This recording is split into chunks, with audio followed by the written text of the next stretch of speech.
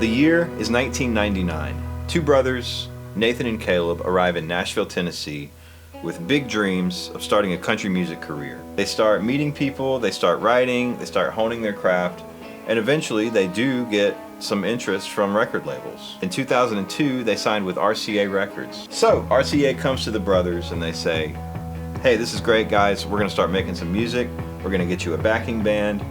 And the guys are like, wait a minute, we don't need a backing band. You see, we have a third brother. Yes, he is 14 years old. No, he's never played an instrument before, but we bought him a bass guitar recently and he's gonna figure it out. And we have a cousin that I remember has a guitar, I think. So he's our lead player. We'll see you in a month. And that is how the band Kings of Leon was formed. The boys go away, lock themselves in a basement, and a month later, they've got material for a debut EP, which did pretty good in Europe. It gave them enough momentum to make a full-length record, which also did really good in England and Ireland. Performance in the US was still, kind of bubbling under the surface. They go on to do a second record, a third record. They're getting bigger and bigger in the UK. 2008, they finally got the mainstream success they were looking for with the record Only by the Night, which did incredible everywhere, featuring songs like Sex on Fire and Use Somebody.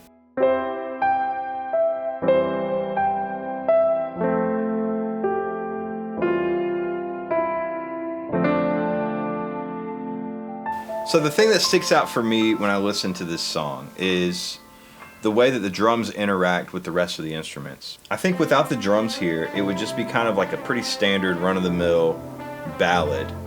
Harmonically simple, rhythmically not much to it.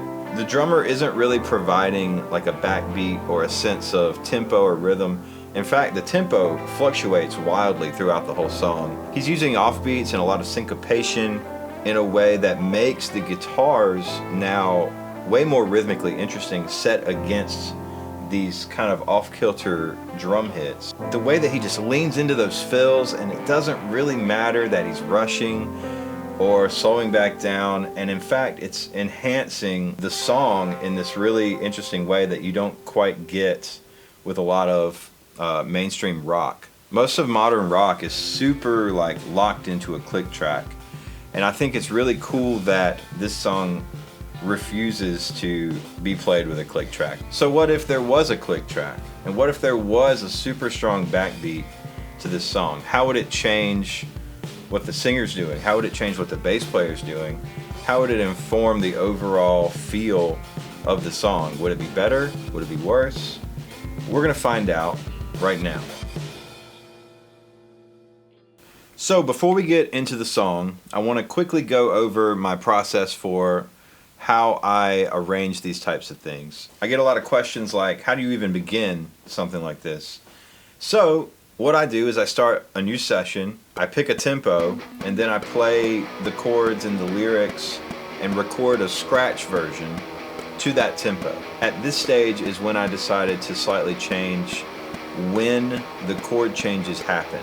I kind of pushed the start of that second chord a little bit later, and that's basically because I knew the drums were going to be way less syncopated, and so I needed something to kind of pick up that rhythmic slack.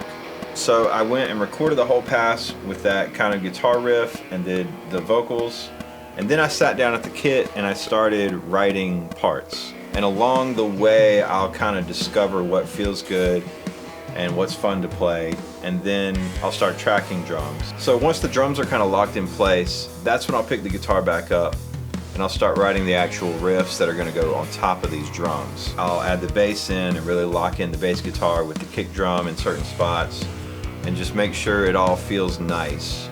And then I'll go through and do actual lead vocals. And those vocals are informed now by this new instrumental that's kind of been built step by step. Then after I do vocals, that's when I do any kind of atmosphere guitars or lead lines or solos, because I want the vocals in there just to make sure none of these little lead lines are going to step on any important melodies. And so after that, I usually do a quick mix, and then I'll come back the next day and do a second mix, and then that's pretty much it. Anyway, we're here and we've got the full tune. You can let me know what you think down below. Definitely not touching the original in terms of like just the impact and the arrangement, but I think it was super fun to put together, and it is fun to listen to. There's something really beefy about these guitars and the new drum plug-in. Let me pull it up. It is quite pretty there. I mean, look at that. Those are some nice looking JPEGs. That is Modern and Massive 2 from GGD. It's my first session with this drum kit here, and I think I like it.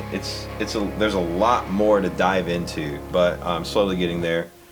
Anyway, Hypothetical 6 is out on streaming, as well as 4 original songs from my upcoming record. I've started rehearsals for the live show. I've got musicians, and it's sounding really good.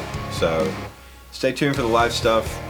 Go check out my other stuff on streaming. This will be there one day. Anyway, thanks for watching, and we'll see you next time.